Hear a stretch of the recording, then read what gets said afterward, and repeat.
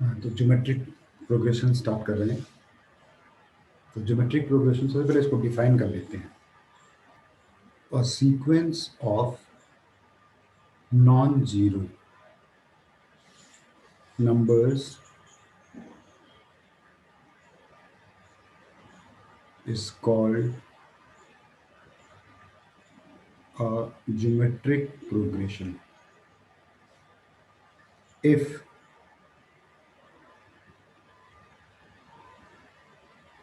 ratio of a term and the term preceding it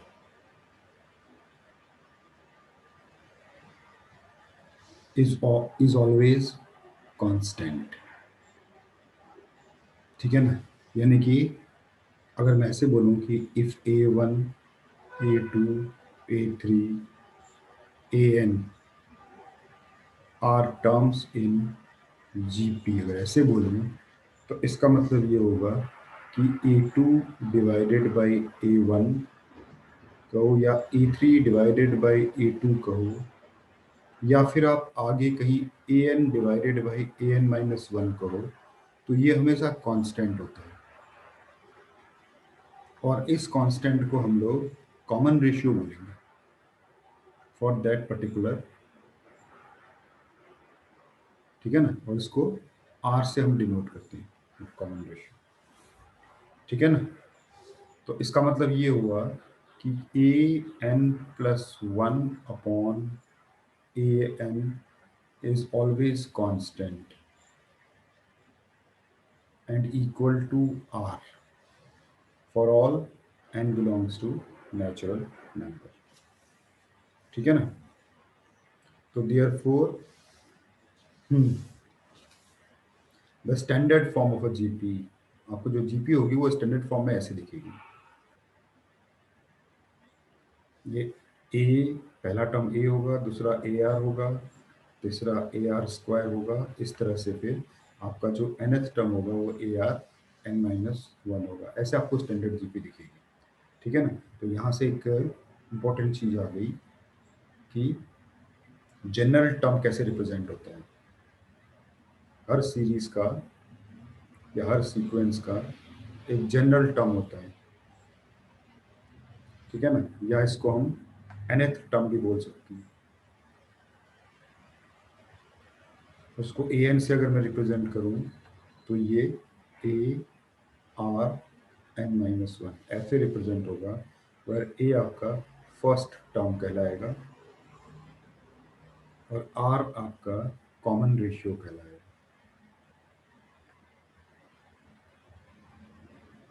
ठीक है ना। तो हम इस फॉर्मूले से कोई भी टर्म निकाल सकते हैं, ठीक है ना। देखिए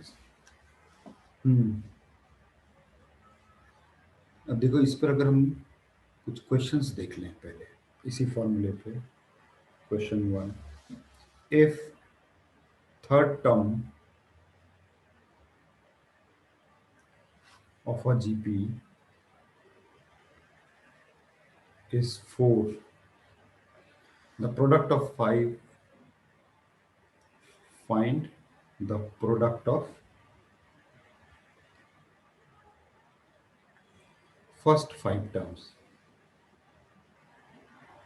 ठीक है ना। तो इसमें से आपको फर्स्ट टर्म दिया हुआ है, ठीक है ना। Third term of a GP, आपको जो थर्ड टर्म दिया हुआ है वो 4 दिया हुआ है, which implies A R three minus A are square equal to 4। अब वो कह रहा है कि first term into second term into third term into fourth term into fifth term क्या होगा। फर्स्ट टर्म ए है, सेकेंड टर्म ए आर है, third term A are square है, fourth term A R cube है, और ये फिर A R four हो गया। तो यानी कि यहाँ पर ए की पावर 5 और r bases are same power 1, 4 3 7 8 9 और 1 10, ये हो गया देखो। तो इसको हम लोग ऐसे लिख सकते हैं, ए आर स्क्वायर की पावर 5। तो ए आर स्क्वायर की वैल्यू अपने ऊपर निकाल रखी है, तो 4 की पावर 5 आपका आंसर हो गया, ठीक है ना। इस तरह से क्वेश्चन हो सकता है। ठीक है ना, एक क्वेश्चन और देख लेते हैं। ठीक है, first and the second term, if first term आपको दिया हुआ है एक्स की पावर -4 एंड सेकेंड टर्म आपको दिया हुआ है एक्स की पावर n, ठीक है ना, इफ एक्स की power 52 is the eighth term,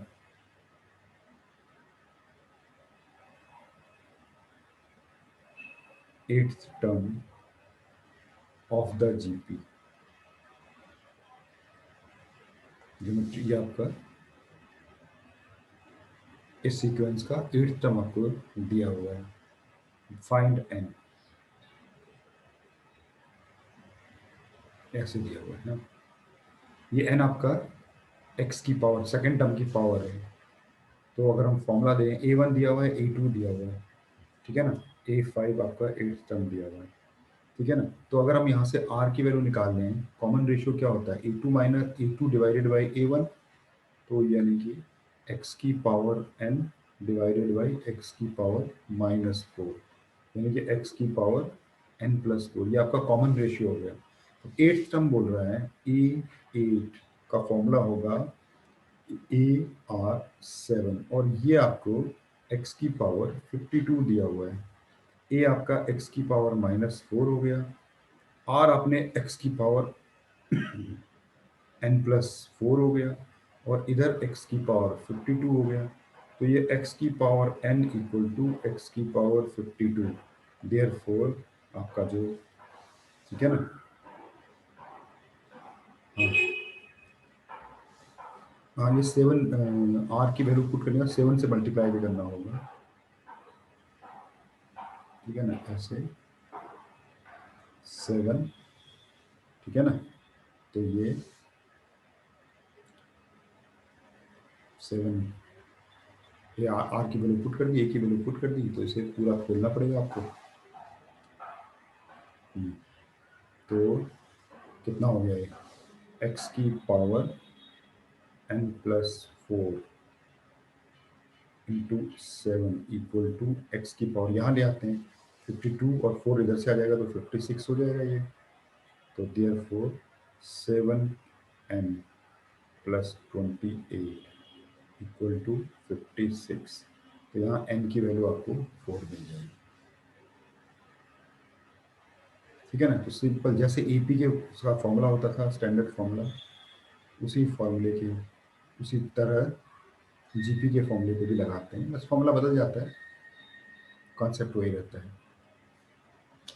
ठीक है ना। एक क्वेश्चन और ले लेते हैं।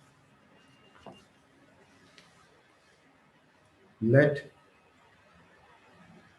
an be a geometric progression and ये कह रहा है कि a4 डिवाइडेड बाई a6, ये फोर्थ टर्म और सिक्स टर्म का रेशियो 1/4 कह रहा है, और कह रहा है कि सेकेंड टर्म और फिफ्थ टर्म को अगर आप ऐड करते हो तो आपको मिलता है 216। तो आपको बताना है find the value of a1, first term आपको निकालना है,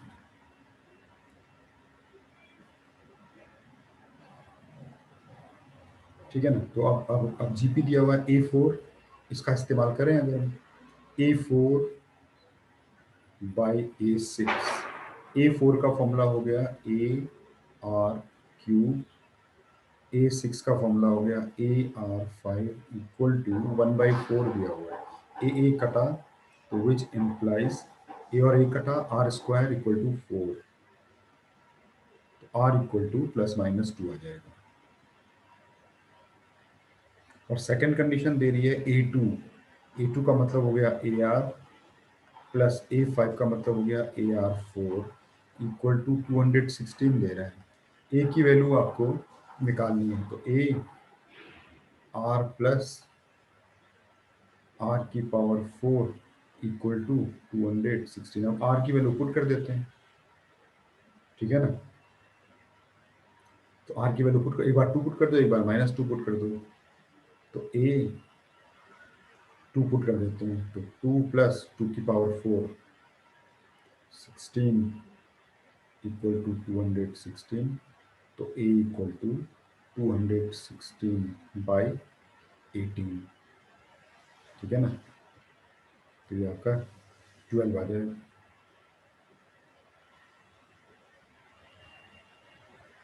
और अगर मैं -2 पुट करूं तो a -2 + 2⁴ 16 इक्वल टू 216।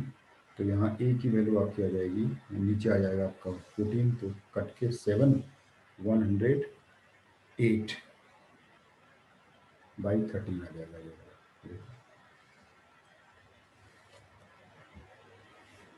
ठीक है ना। एक और देख लेते हैं।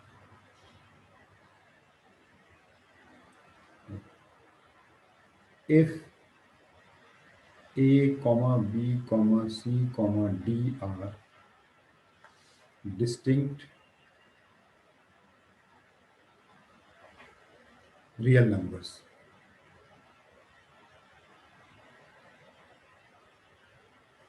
and a square plus b square plus c square, और ये p स्क्वायर है, -2p, इधर दे रहा है ab plus bc plus cb, और इधर दे रहा है b square plus c square plus d square. ये लेस देन इक्वल टू 0 कह रहे हैं। Then a B c are in, then a, b, c are in, ठीक है ना। मतलब ए बी सी आपको बताना है क्या है, A B c are in.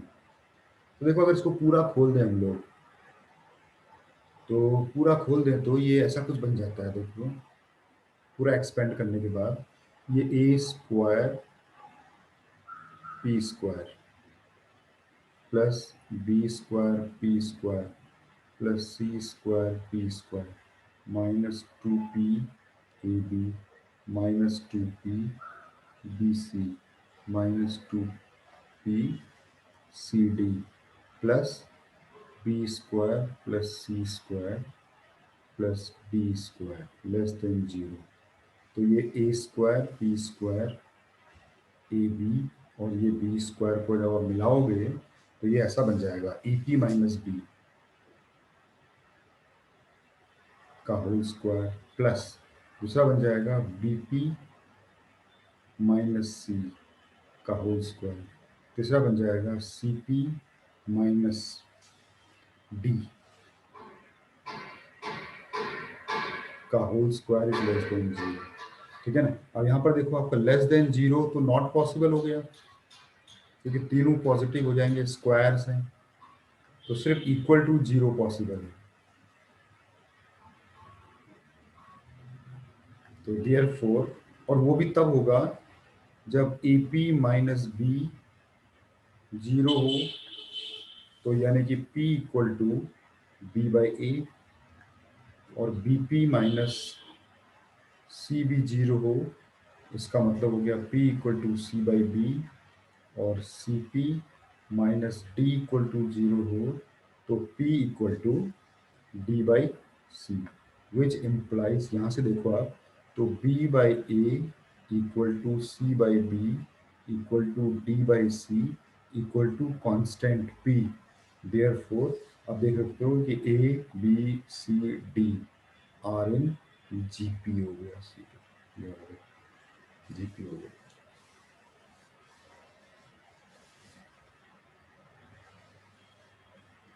ठीक है ना। एक और देखते हैं।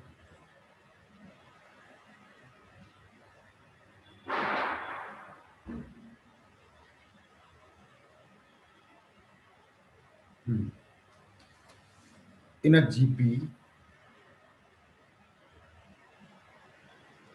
ऑफ पॉजिटिव टर्म्स की एक जीपी है। तो ये क्या कह रहा है कि any term is equal to the sum of the next two terms. Any term is equal to sum of the next two terms.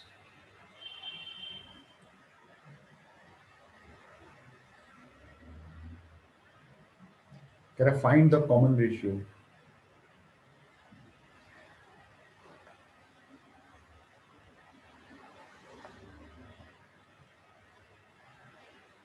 Of the GP. ठीक है ना।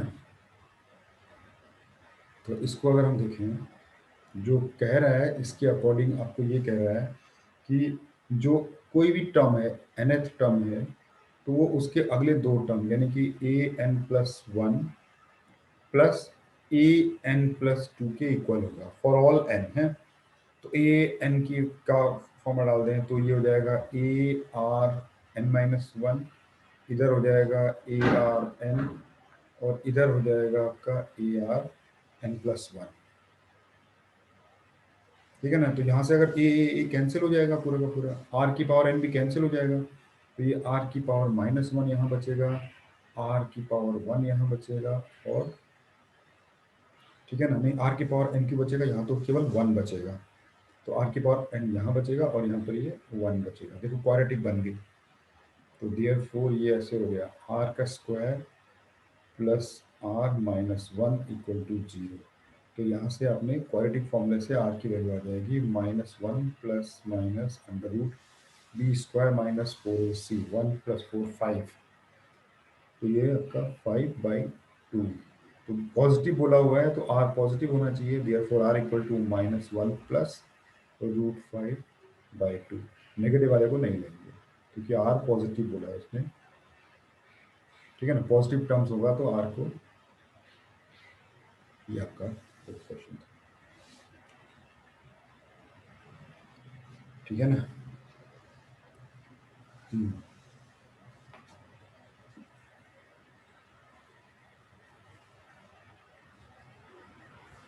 ठीक है, एक और करेंगे, फिर इसके आगे की प्रॉपर्टीज आपको बता देता हूँ। क्वेश्चन लिख लेते हैं पहले। क्वेश्चन ये है, if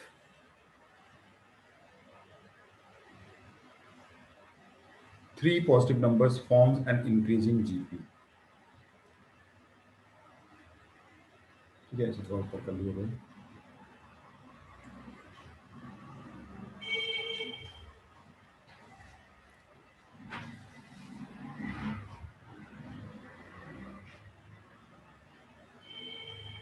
if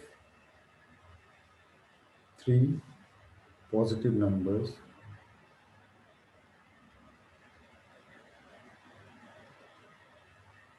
forms an increasing GP। अब इंक्रीजिंग जीपी में R1 से बड़ा होना चाहिए। If middle term is doubled,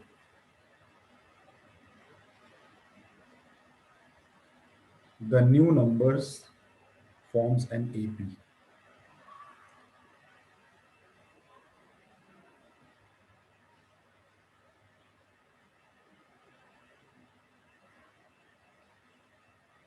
Find the common ratio।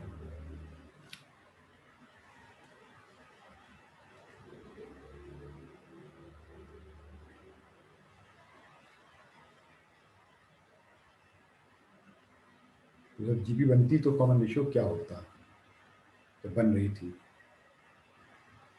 ठीक है ना। तो सिंपल है, यहाँ पर ये बोल रहा है कि AR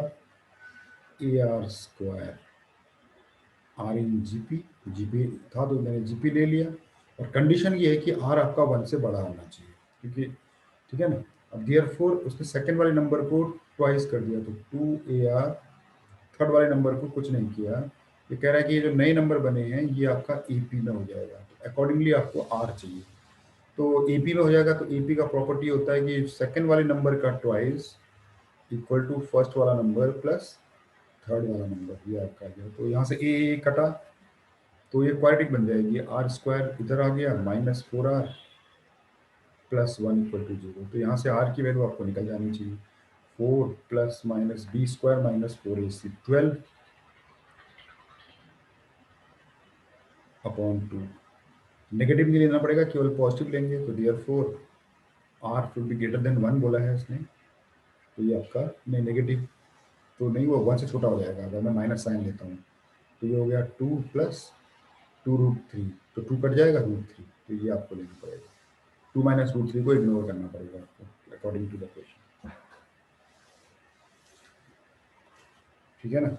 ये है, देखिए इस तरह से ये हो गया। अब इसी तरह से हाँ, अगला टॉपिक इसमें हम लेते हैं, कुछ प्रॉपर्टीज हैं जीपी की।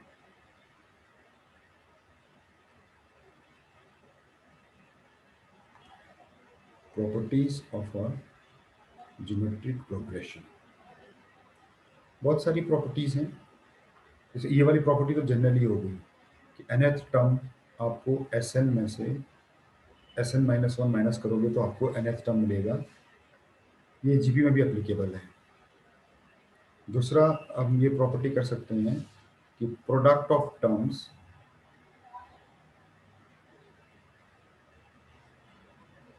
इक्विडिस्टेंट फ्रॉम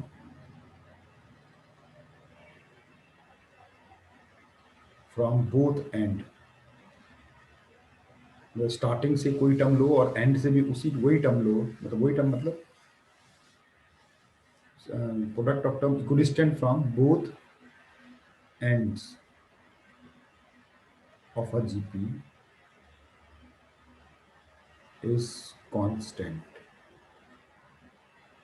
यानी क्या कह रहा है कि अगर आपने फर्स्ट टर्म को मल्टीप्लाई कर दिया लास्ट टर्म के साथ और सेकंड टर्म को आप मल्टीप्लाई करोगे सेकंड लास्ट टर्म को, या फिर आप थर्ड टर्म को मल्टीप्लाई करोगे थर्ड लास्ट टर्म को, तो ये सारे इक्वल होंगे, ये कह रहे हैं।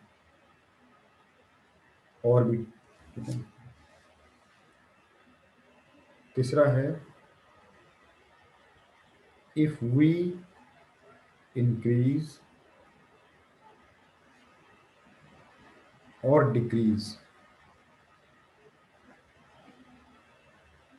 each term of a GP by adding or subtracting k,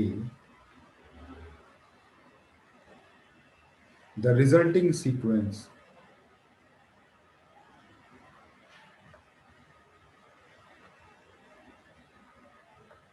may not be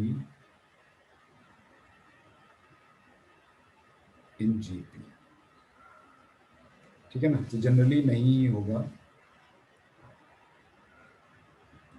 fourth property, if we multiply or divide each term of a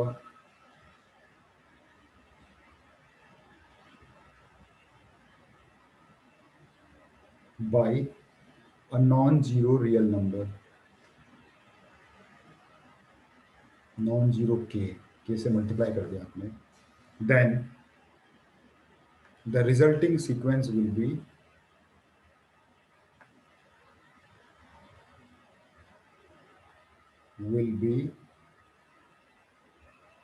in GP. तो आपको जो इस बार जो सीक्वेंस मिलेगा वो आपको जीपी में मिलेगा, मल्टीप्लाई करने से जीपी बना रहेगा। हाँ, कॉमन रेशियो चेंज हो जाएगा या नहीं चेंज होगा।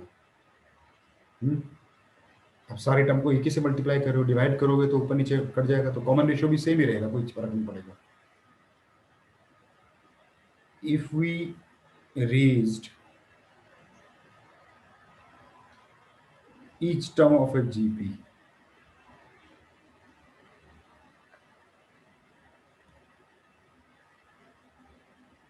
to some power, हमने सारे टर्म्स को कोई पावर में रेज कर दिया, if you raise each term of a GP to some power k, the resulting sequence will again be a GP.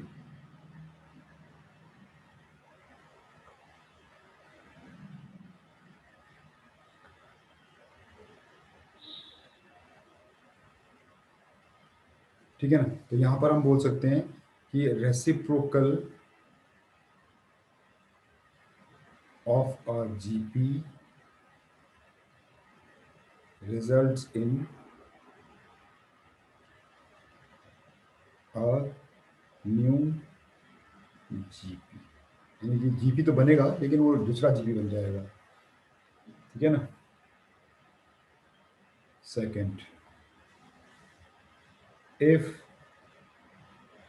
A1 है, A2 है, A3 AN एंड B1 है, B2 है, B3 BN are to GPs, आपके पास दो GPs हैं, then पहला वाला, अगर मैं इनको A1 प्लस माइनस A2 करके एक टर्म बना लूँ, A1 और A2 नहीं, A1 और वहाँ से B1 है,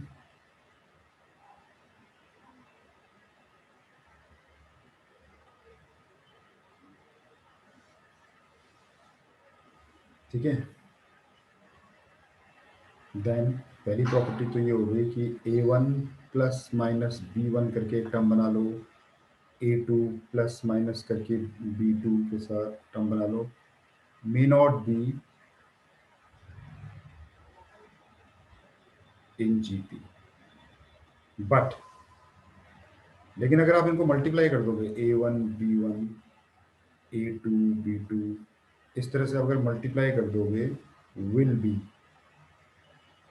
इन GP, ये डेफिनेटली आपको GP मिल जाएगा। मल्टीप्लाई करके और डिवाइड भी कर सकते हो, यानी कि A1 बाई B1 कर लो, A2 बाई B2 कर लो, इस तरह की जो नई सीरीज बनेगी वो आपकी GP जरूर बनेगी, डेफिनेटली वो एक GP बनेगी। ठीक है ना? ये कुछ प्रॉपर्टीज हैं। हाँ, एक प्रॉपर्टी और लिख लो, if A1, A2, A3, AN are positive numbers in GP,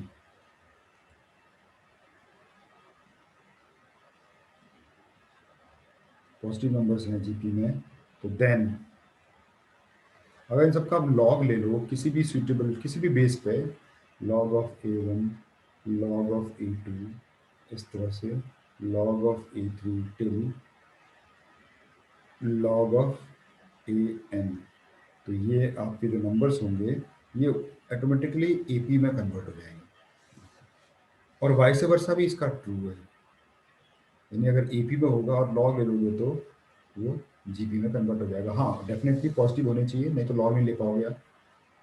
ठीक है ना? तो ये आपकी कुछ प्रॉपर्टीज हो गए आपके।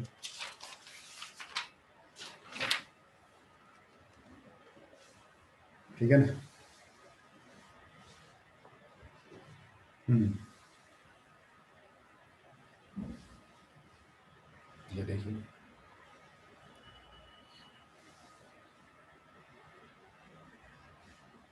इसके बाद एक कॉन्सेप्ट आएगा, sum of N terms, sum of N terms of a geometric progression. ठीक है ना? देखिए, तीन फॉर्मूले आप यूज करोगे, इनफैक्ट मैं दो ही में कन्वर्ट कर देता हूँ उसको। जो सम ऑफ एन टर्म्स का एक फॉर्मूला तो ये यूज करते हैं आप, ए आर की power N minus one upon r minus one, ये आप तब यूज कर सकते हो जब r not equal to one है, लेकिन अगर आर आपका वन हो गया तो ये फिर एन ए बन जाएगा ऐसा। ठीक है ना?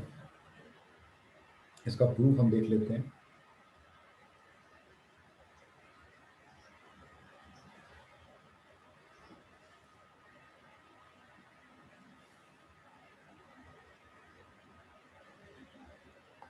तो हम क्या करेंगे, हम लेट करेंगे जो एस है आपका, उसको ऐसे लिख लेंगे A plus A R plus A are square till A are N, multiply कर देंगे आर से,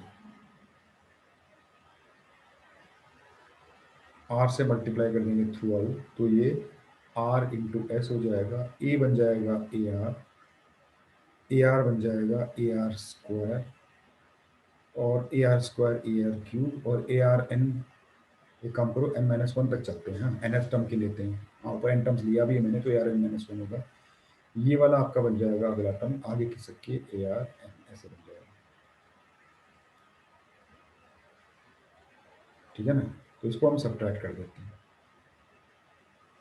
तो ये वन माइनस आर एस हो गया, और यहाँ देखो ये सारे टर्म्स कट जाएंगे, ए आर स्क्वायर से ए आर स्क्वायर कट जाएगा, यहाँ ए बचेगा और यहाँ ए आर एन बच जाएगा, तो यहाँ से आपको एस की वैल्यू मिल गई, ए कॉमन ले लेंगे तो one minus are N upon one minus r, ऐसे लिख सकते हैं इसको, ठीक है ना।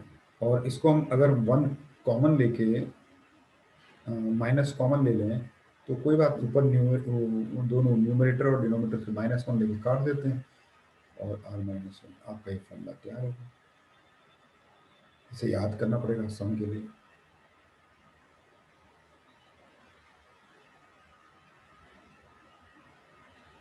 ठीक है ना। और सेकंड वाला तो सिंपल हो गया, सेकंड वाला अगर हम देखें, सेकंड वाले में तो ये दे रहा है एस इक्वल टू ए, अगला वाला ए आर, अगर अगला वाला ए आर स्क्वायर टिल, अगर a are n minus one कर दें और आर की जगह अगर वन पुट कर दें, तो ऐसा आपका सीधे बन जाएगा ए प्लस ए टिल ए, तो ये सीधे एन ए बन गया, तो उस केस में S n equal to n a आपका लगना पड़ेगा, सेकेंड फॉर्मूला ये डिराइव हो गया, ठीक है ना। उस लेकिन यहाँ पर एक चीज आती है, infinite terms of a GP,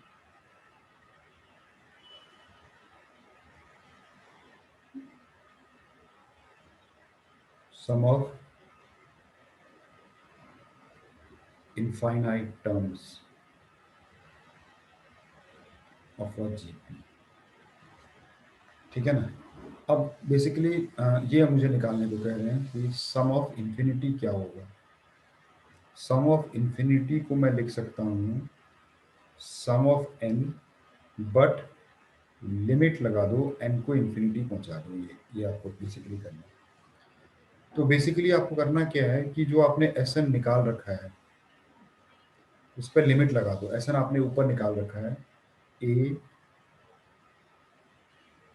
one minus are N upon one minus R, इसको जब आप खोलोगे तो ये ए अपॉन वन माइनस आर पे तो limit A upon one minus R, और यहाँ पर ये बन जाएगा आपका फिर से A upon one minus R, और लिमिट इस पर लगी है, ध्यान से देखो एन पर लगी है, तो n tends to infinity r की पावर एन। अब यहाँ पर हमको पता है कि पहला केस, अगर आर आपका वन से बड़ा हो तो limit of n tends to infinity r की पावर एन, अगर आर वन से बड़ा हो तो ये इंफिनिटी को टेंड करेगा, यानी उस सिचुएशन पे सम डिफाइंड नहीं होगा। दूसरा, अगर आपका आर अगर वन से छोटा हुआ तो फिर ये limit of n tends to infinity r की पावर एन आपका जीरो को टेंड कर जाएगा, यानी कि आपकी सीरीज समेबल हो जाएगी, कन्वर्जिंग सीरीज हो जाएगी। तो इसका मतलब है कि यहाँ पर कंडीशन है कि यानी कि इफ आर अगर आपका वन से छोटा है देन दिस लिमिट एग्जिस्ट, तो ये आपका आंसर बन जाएगा एस एन बन जाएगा, यानी कि limit of n tends to infinity पे ये ए अपॉन वन माइनस आर बन जाएगा, है ना, तो आर एन की पावर जीरो, ठीक है ना। ये चीज होगी, यहीं पर ही अगर हम बोले, यहीं पर ही अगर हम बोले कि इफ,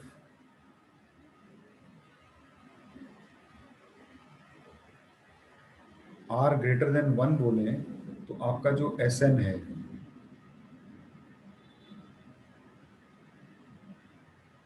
ये नॉट डिफाइंड हो जाएगा, ये इन्फिनिटी को टेंड कर जाएगा, ठीक है ना। तो नॉट डिफाइंड, तो सम डिफाइंड ही नहीं होगा आपका, ठीक है ना। तो इसका मतलब यहाँ पर एक नोट करने वाली चीज यहाँ पर नोट करा देते हैं, यानी कि sum of infinity is defined only if जो मॉड ऑफ आर है आपका वो 1 से छोटा होना चाहिए, ऑब्वियसली 0 से बड़ा हो तो वही मॉड ऑफ आर है, 0 से 1 के बीच में लाई करना चाहिए। तो आपका जो मॉड ऑफ आर है वो 0 से बड़ा होगा और 1 से छोटा होगा, तभी आपका सम डिफाइंड होगा, sum of infinity, otherwise sum defined नहीं होगा, ठीक है ना। ये सम, तो सम पे कुछ क्वेश्चंस कर लेते हैं, सम पे हम कुछ क्वेश्चंस कर लेते हैं, सिंपल से कुछ। हाँ जैसे देखो ये है, ये कह रहा है कि इफ अगर ए पॉजिटिव है, ए इज ग्रेटर देन 0, तो बताइए कि sigma n running from 1 to infinity a upon a plus 1 की पावर एन की वैल्यू क्या होगी,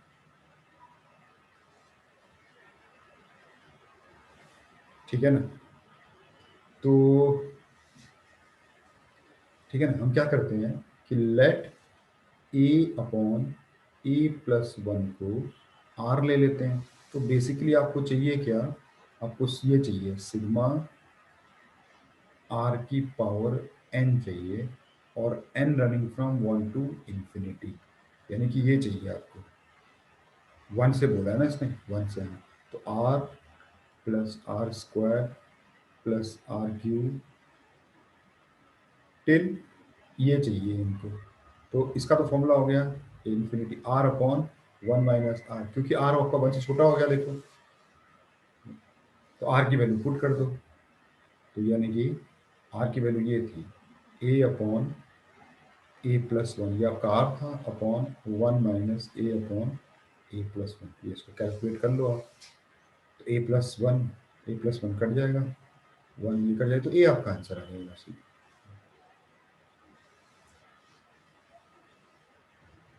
ठीक है ना। एक क्वेश्चन और देखते हैं,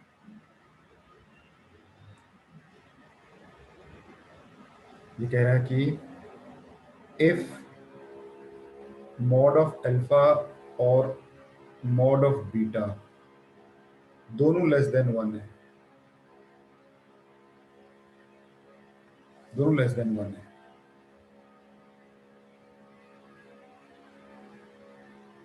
ठीक है ना। और ये कह रहा है कि 1 minus alpha plus alpha square minus alpha cube, ये टिल इंफिनिटी तक ये S1 दे रहे हैं, और दूसरा 1 माइनस बीटा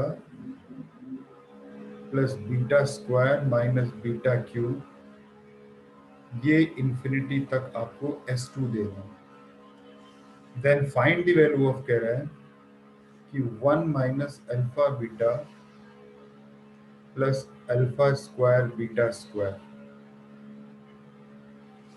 ठीक है ना।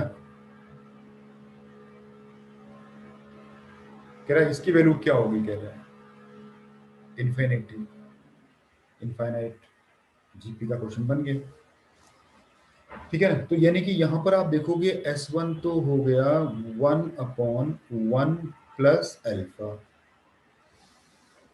ठीक है ना, और S2 हो गया 1 अपॉन 1 प्लस बीटा, ये S1 और S2 हो गया देखो आपके, ठीक है ना।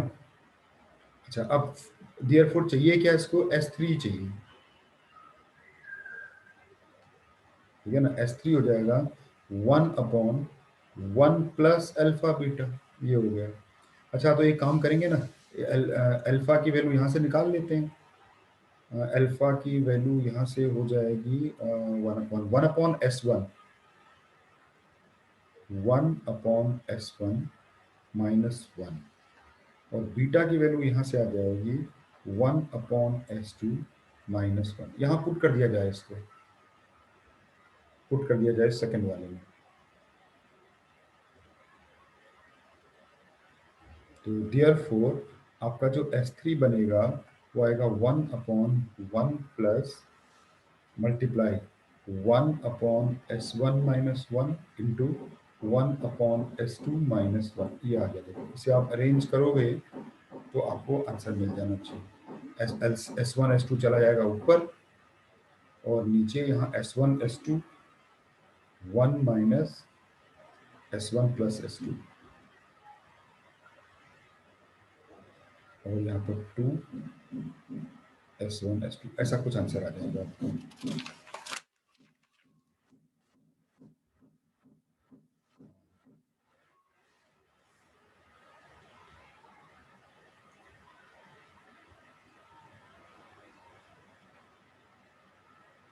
ठीक है ना।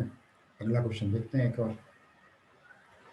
ये कह रहा है late an be nth term of a GP। ठीक है ना। और क्या कह रहा है कि लेट सिग्मा दे रहा है a ऑफ 2n, ये n रनिंग फ्रॉम 1 to 100, ये आपको अल्फा दे रहा है, और दूसरा आपको दे रहा है sigma n running from 1 to 100, ये भी दे रहा है, और लेकिन ये a 2n - 1, ये आपको b दे रहा है बीटा। Find common ratio.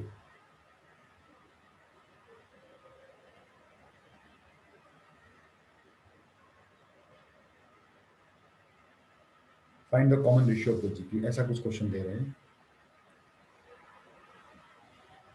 ठीक है ना। तो भाई बेसिकली इसने क्या दिया, पहला वाला जो एक्सप्रेशन है सिग्मा a2, n की जगह अगर हम 1 डालें तो a2 प्लस अगला 2 डालें तो 4 आएगा, 6 आएगा, ऐसे करके ये a200, ये इसने अल्फा दे रखे हैं। ठीक है ना। और दूसरा a2n - 1, 1 पुट करें तो ये a1 आ जाएगा, ये a3 आ जाएगा, ये A5 आ जाएगा, और ऐसे करके ये A199 आपको बीटा दे रखा है, A2 - A1, ये देखो।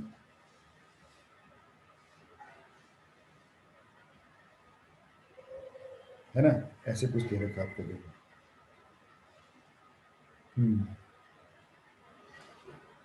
अच्छा, तो ठीक है, ये क्या करना है, इसको कॉमन रेशियो निकालना है। तो A2, हाँ A2 - A1, A4 - A3।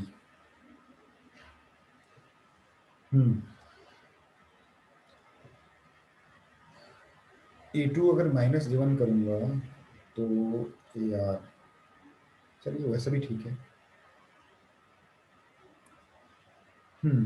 तो अगर मैं ना ये काम करूँ, ऐसे लेट कर लेता हूँ, let a are square AR³ be the GP. तो पता है ऊपर क्या आया है, सेकंड टर्म आया ऊपर AR आया है, फोर्थ टर्म आया है AR³, और ऐसे करके जो 100th टर्म है वो आपके पास 100 200 टर्म, तो 199 ये हो जाएगा, इक्वल टू ये आपका अल्फा है। और इसके नीचे जो दे रहा है वो दे रहा है A1, यानी कि A प्लस AR। ठीक है ना, स्क्वायर ऐसे करके ये AR198, ये आपको बीटा दे रहा है। जरा इनको डिवाइड कर दें, देखो अगर A, अगर ऊपर से A, तो ये सीधे R की वैल्यू डायरेक्ट आ गई, R equal to alpha by beta, ये आपका डायरेक्ट आ रहा है। सब कुछ कट जाएगा, ऊपर ऊपर से A कॉमन निकालो तो नीचे वाला बन जा रहा है, देखो A नहीं सॉरी R कॉमन निकालो, है ना, तो R ऊपर बच जाएगा नीचे।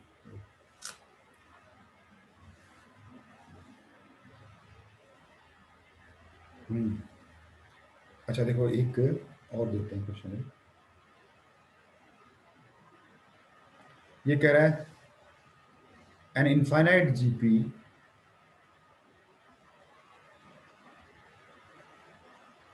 हैज फर्स्ट टर्म एक्स,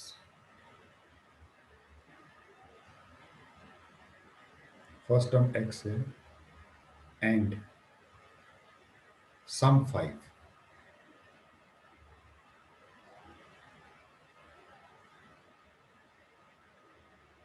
ऐसे, देन फाइंड एक्स। एक्स निकालने को कह रहा है, एक्स की रेंज आएगी ऑब्वियसली, एक्स की रेंज पूछ रहा है आपसे। तो देखो सम 5 दे रहा है, हाँ, एस ऑफ इंफिनिटी आपको 5 दे रहा है। सब ऑफ इंफिनिटी का फॉर्मूला होता है ए मतलब x upon 1 minus r equal to 5, ये ऐसे दे रहा है कुछ आपका। इसको अगर मैं रीअरेंज कर दूं, आर की वैल्यू निकाल लूं, तो आर की वैल्यू आ रही है यहाँ से x by 5, 1 minus x by 5, ये आर की वैल्यू होगी। अच्छा, अब यहाँ पर देखो क्या है लॉजिक, कि जो सम ऑफ इंफिनिटी डिफाइंड तब होता है जब आर 1 से छोटा होता है।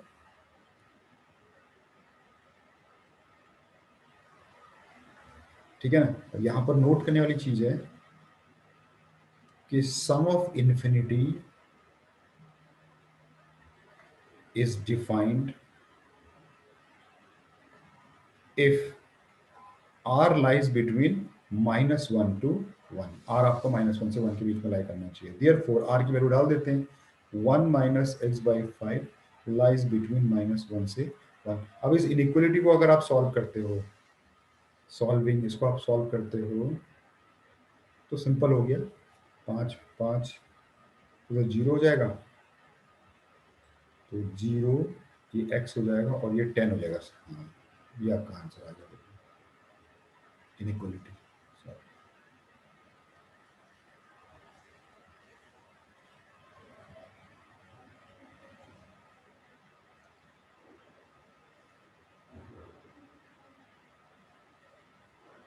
ठीक है ना।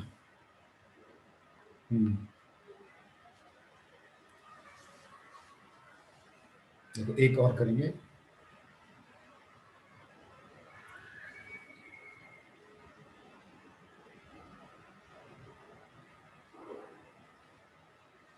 एक और करते हैं।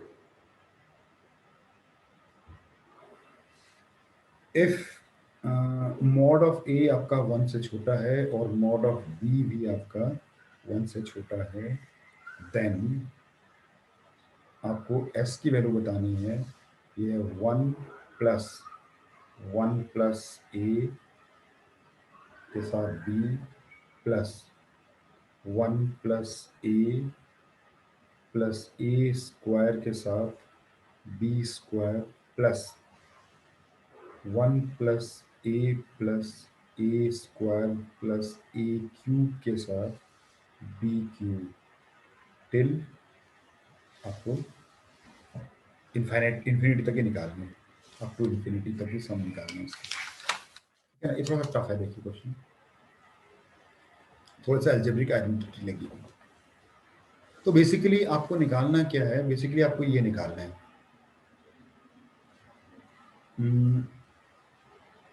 ठीक है, आपको ये निकालना है। तो एस को मैं ना ऐसा लिख सकता हूँ, देखो एस लिख सकता हूँ सिग्मा, इसका जो nth टर्म होगा वो ऐसा कुछ होगा, 1 प्लस ए स्क्वायर टिल ए की पावर n-1, और ये हो जाएगा बी की पावर n-1, और यहाँ n रन करेगा फ्रॉम 1 टू इन्फिनिटी। जब n की वैल्यू 1 डालोगे तो एक टर्म रहेगा ऐसा। तो इसको अगर हम सॉल्व कर लें तो सिग्मा, अभी nth टर्म ही 1 टू इन्फिनिटी, तो ये हो जाएगा 1 minus a n upon 1 minus a के साथ बी की पावर n-1 ऐसे। और इसको अगर पूरा का पूरा अलग कर दिया जाए, n running from 1 to infinity, 1 के साथ ये हो गया bn-1 अपॉन 1 माइनस ए, और यहाँ हो जाएगा अलग, इसको अलग कर लेते हैं, minus N running from 1 to infinity A की पावर एन बी की power N minus one upon one minus ए।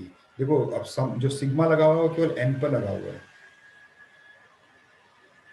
ठीक है ना, तो दो एपी में कन्वर्ट हो गया ये।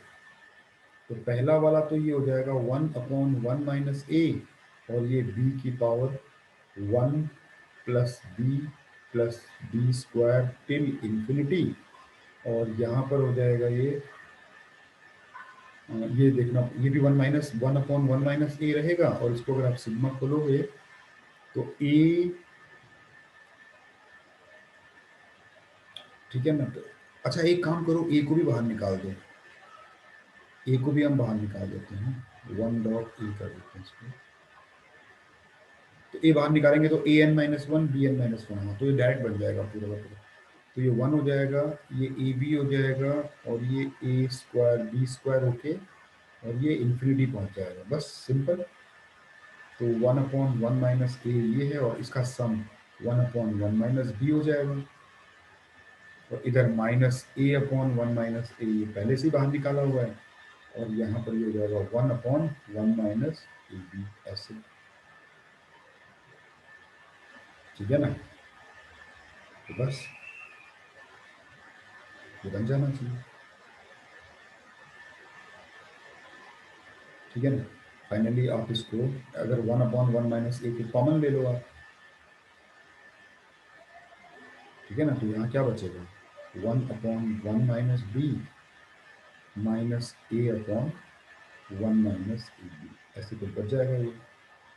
तो यहाँ एल्सियम लिया जाएगा one minus b one minus a b, ऊपर हो जाएगा one minus a b minus a और प्लस ए बी, ये ब्रैकेट के अंदर ये ए बी से ए बी कटा, और ये देखो वन माइनस ए ब्रैकेट के बाहर वाला इससे कट जाएगा, तो फाइनली आपका answer one upon one minus b एक ब्रैकेट में, वन माइनस ए बी दूसरे ब्रैकेट में, ये आपका फाइनल आंसर आ जाएगा, ठीक है ना। तो ये देखिए कुछ क्वेश्चंस हो गए। अच्छा अब इसमें एक टॉपिक है छोटा सा और लेके चल लेते हैं, ज्योमेट्रिक मीन्स।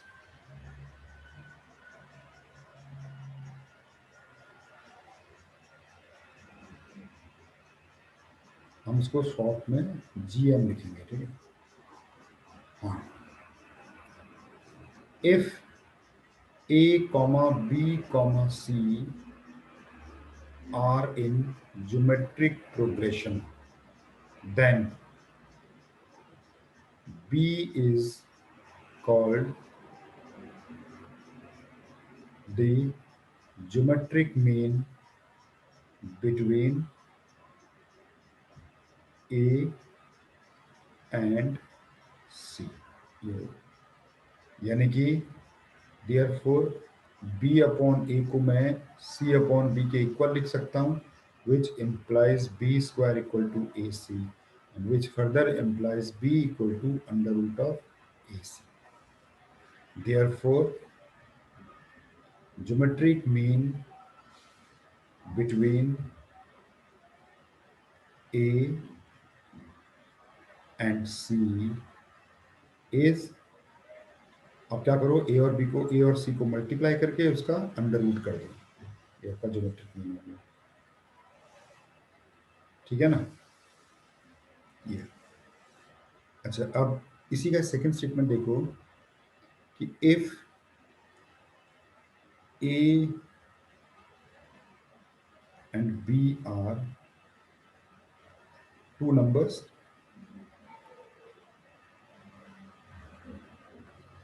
एंड if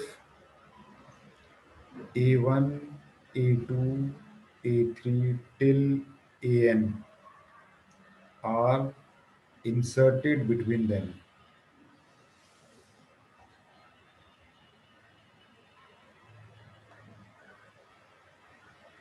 ठीक है ना। इसको एक काम करो, इसका हेडिंग डाल देते हैं multiple geometric means.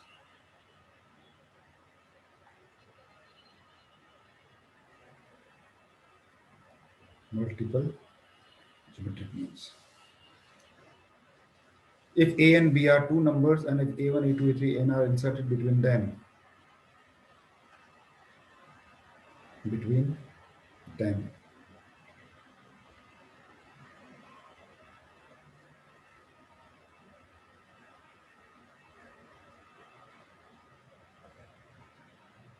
then show that, ऐसे वैसे इंसर्ट नहीं किया है सर, शो दैट ए, फिर A1, A2, A3 dot dot AN, उसके बाद B फॉर्म्स और GP ज्योमेट्रिक प्रोग्रेशन बन जाए, तो हम ये बोलेंगे कि then these number inserted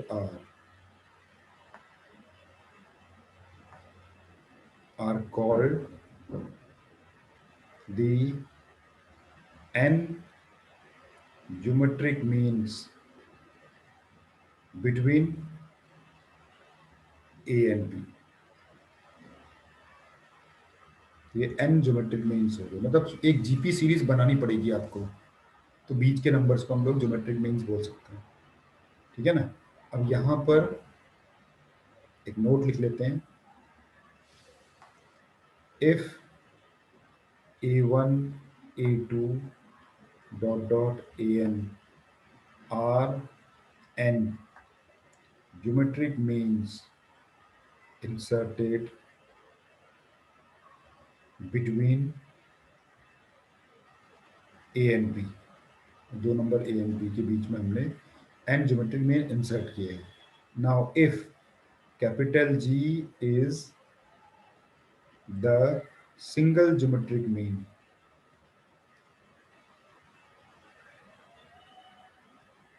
inserted between the same two numbers A and B, then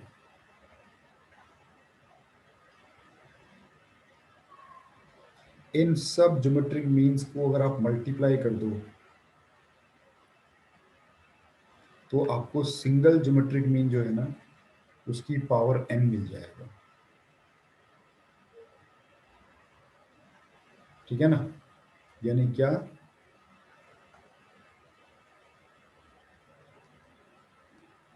product of n geometric means is equal to nth power of single geometric mean. ये आपकी एक प्रॉपर्टी होगी, ठीक है ना। इसी तरह से एक और चीज होती है, geometric mean of two numbers. जैसे अर्थमेटिक मीन होता है वैसे geometric mean, geometric average, geometric mean of two numbers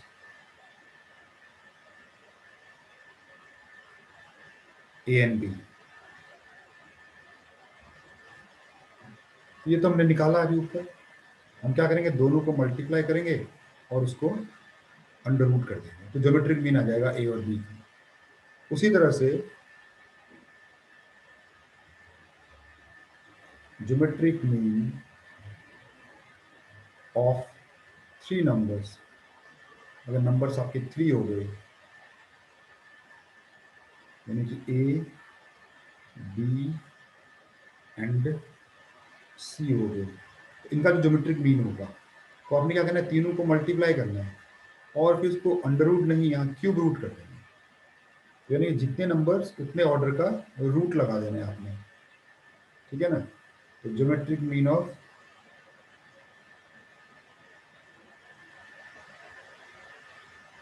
मान लो फोर नंबर्स होते हैं,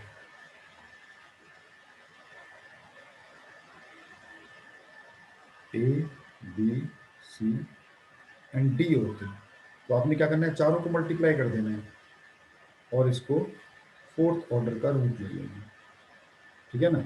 एंड सो इस तरह से हम लोग ज्योमेट्रिक एवरेज या ज्योमेट्रिक मीन भी निकाल सकते हैं, ठीक है ना। हम्म, ठीक है, इस पे एक दो क्वेश्चन हम निकाल देते हैं।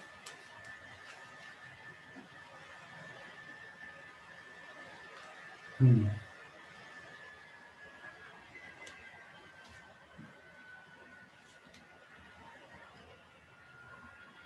if one arithmetic mean मान लो a है and two geometric means p and q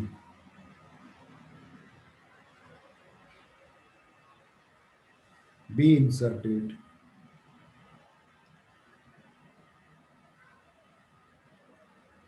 between any two numbers,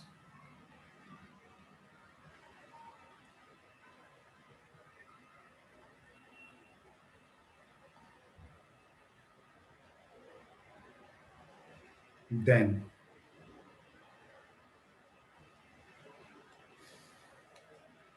find the value of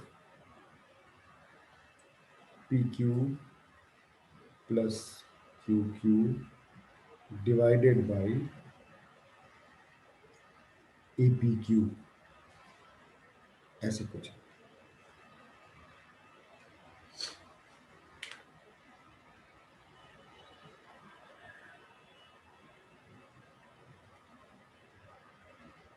ठीक है ना। अब यहां पर देखो, let the numbers be, number को कुछ अज्यूम कर लेते हैं, let the numbers be x and y ले लेते हैं, चलो ऊपर ए और बी लिया हुआ है, let the numbers be x and y. तो आपका जो ए होगा, जो अरिथमेटिक मीन दिया हुआ है ए, तो वो तो x plus y by two होगा। इसको आपने पहली इक्वेशन बना के छोड़ दिया, ठीक है ना। और सेकंड कंडीशन क्या बोल रहा है कि जो आपका x है, x के बाद आप p इंसर्ट करोगे और उसके बाद जो q इंसर्ट करोगे, उसके बाद जो y आएगा, ये आपका कह रहा है कि एक जीपी बनानी चाहिए इसमें। तो therefore y is the fourth term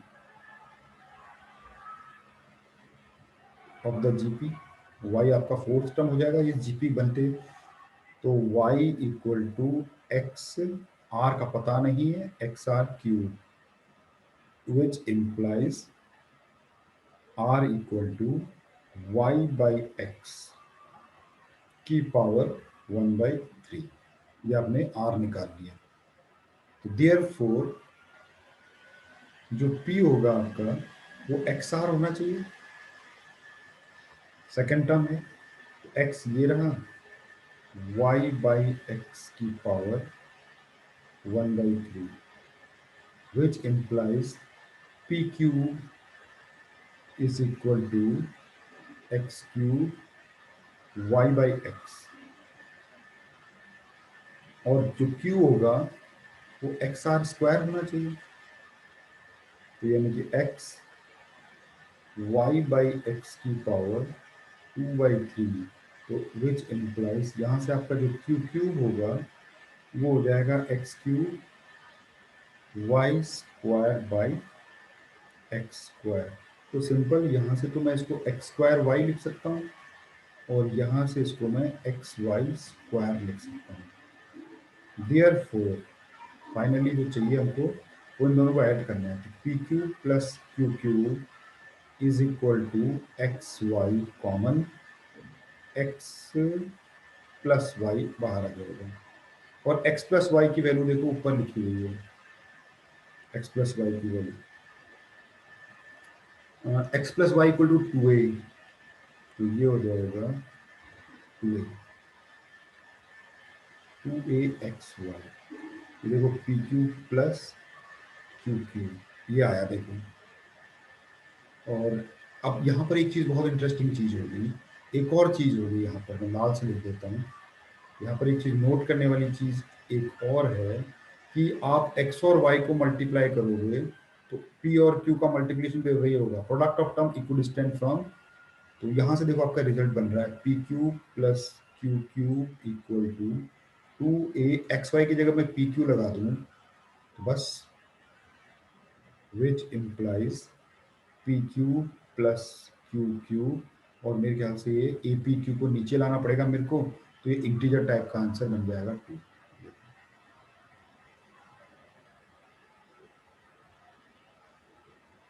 ठीक है ना। अगला क्वेश्चन लिखते हैं जल्दी जल्दी। हाँ,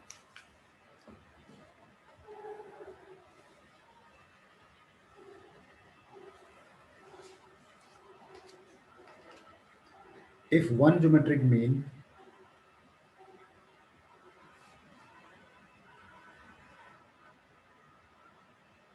if one geometric mean g and लिखता हूँ, और if one geometric mean is g and two arithmetic means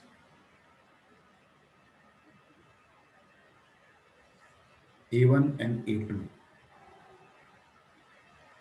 a1 and a2 are inserted between two numbers,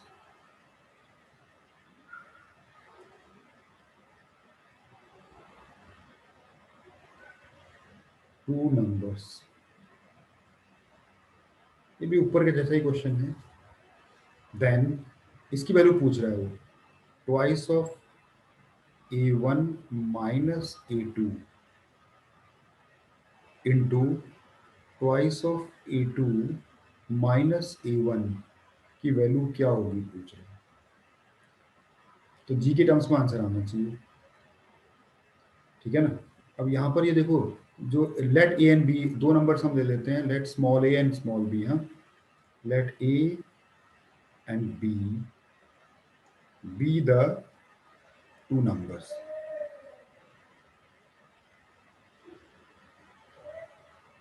ठीक है ना। तो यहाँ पर आपका जो कैपिटल जी होगा, जो ज्योमेट्रिक मीन, वो तो under root of a b हो गया, ठीक है ना।